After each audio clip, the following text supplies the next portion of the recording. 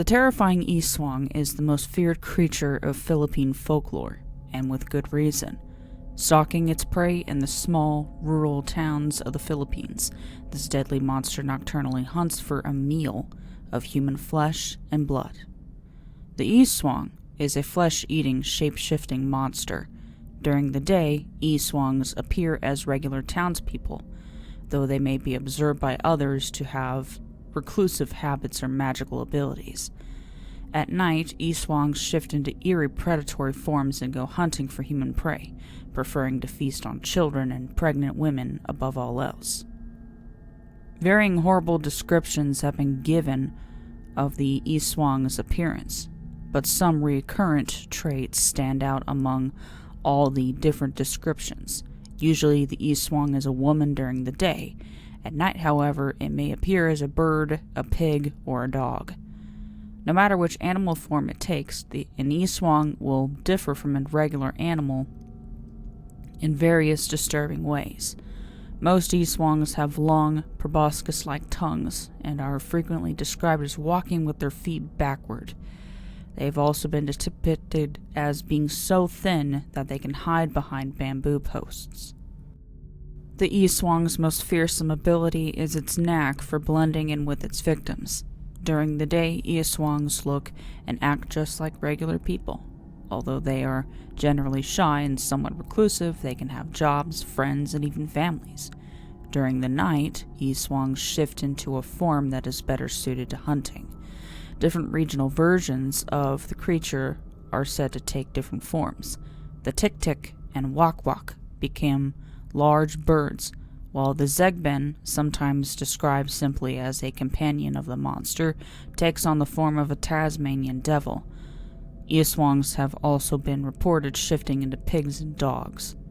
In addition to shape-shifting, Aswangs also have the ability to transform the appearance of other objects. It's common for an Aswang to transform plant material into a doppelganger of one of its victims, in order to hide the evidence of its feeding habits from locals. These doppelgangers might replace corpses, which Aswangs often consume, or they might replace living people. If the doppelganger replaces a living person, it will return to the person's home, get sick, and quickly die. Another tactic Aswangs use to disguise themselves is to use sinister vocal tricks. As the fearsome predator gets closer to its victim, its call gets quieter and quieter, so its victim is tricked into thinking the monster is actually getting further away. The Aswang's hunting prowess is almost as frightening as its ability to hide itself in plain sight. Aswangs like to dine on corpses, fetuses, and small children. They often appear at funeral wakes or at the bedside of pregnant women to eat. The Aswang uses its proboscis-like tongue to suck blood from its victims or suck a fetus from a pregnant woman's womb. They also have superhuman strength during the nighttime. A person transforms into this deadly predator by tying a fertilized chicken egg to his or her stomach. After some time, the chick passes from the egg into the stomach. Once this has happened, the remaining eggshell is buried in a bamboo tube, along with coconut oil and chicken dung. The person now has the powers of an Aswang. A dying Aswang can also pass its powers along to someone else if it wishes. The Aswang holds its mouth close to a chosen person, and the chick inside the monster's stomach hops into the mouth of the new person. The first step towards ridding a town of this deadly assailant is identifying the monster. There are several ways in which you can do this. Aswangs generally have bloodshot eyes, since they have been awake, hunting all night. In addition, it is said that if you look directly into an Aswang's eyes, your reflection will appear upside down. The most common method of detecting Aswangs, however, includes using albularos oil, a special oil made of coconuts and holy plants. This oil is said to boil whenever an Aswang is near. Aswangs are repelled by garlic and religious artifacts and are at their weakest during the day, when they are in human form. They can be killed by decapitation or by being struck with a whip made from a stingray's tail. The Aswang has a lot in common with Western vampires, but there is no evidence to show that either creature inspired the creation of the other. stories of the Filipino monster and of vampires probably evolved separately. Other monsters in Philippine folklore are more likely to be related to the Aswang. Both the Wakwak version of the Aswang and the Mananangals, a different monster, leave behind half of their human torso when they transform into a predatory form during the night. Aswangs also have connections to witchcraft in the Philippines and are generally described as women. They are also sometimes said to have magical powers during the day.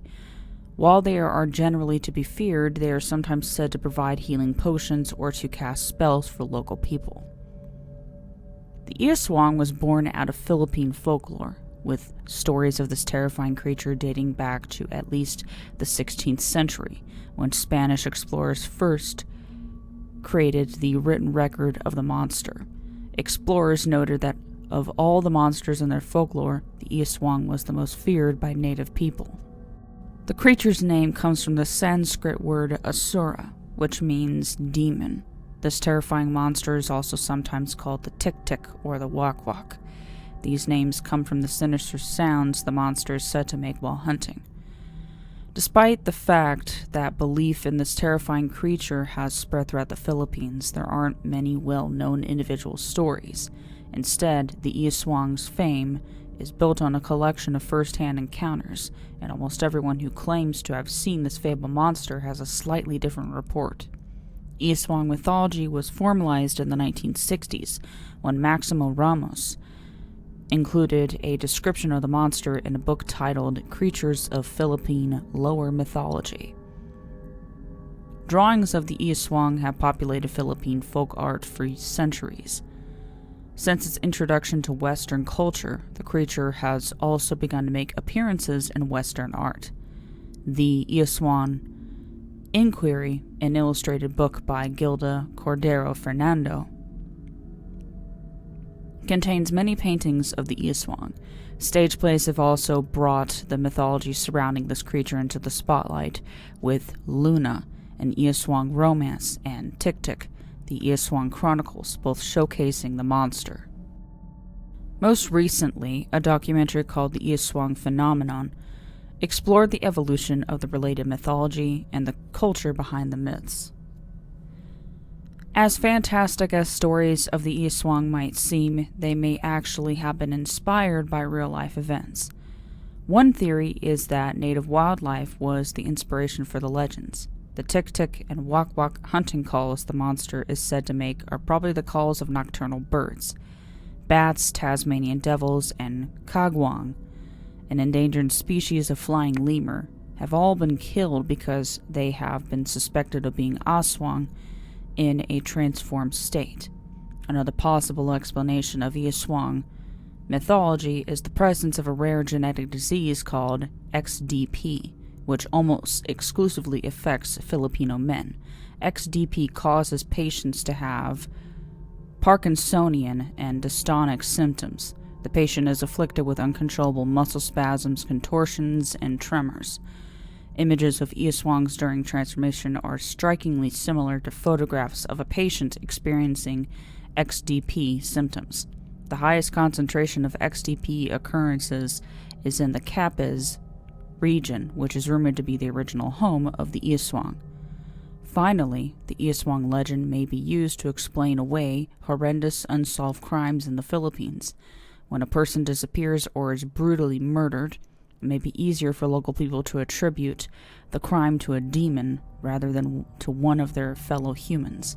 Tabloids often attribute crimes to the Aswang, which adds fuel to the mythology.